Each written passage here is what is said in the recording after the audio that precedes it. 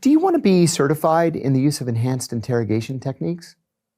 And I had never heard that term before. This was May of 2002. I said, what's that mean? And he says, we're going to start getting rough with these guys.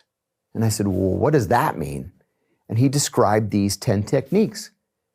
And I said, that sounds like a torture program. And he said, it's not torture. The Justice Department approved it and the president signed it. We're going to start soon. You want to be in? And I said, let me think about it. I consulted a very senior officer, went back downstairs, and I said, this is a torture program. I have an ethical and moral problem with it. I think it's illegal, and I'm not interested. Well, of the 14 people that they approached, I was the only one who said no. And on August the 2nd, 2002, CIA began to torture Abu Zubaydah, and they tortured him mercilessly. And what method of torture were they?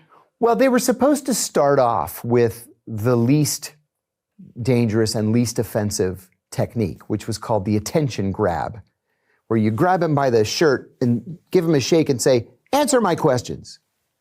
And it gets gradually worse from there. But they didn't do that. They started with the worst technique, waterboarding. They strapped him down to a board. His feet were elevated compared to his head. They put some material cloth around his face and in his mouth and then started pouring water on his face.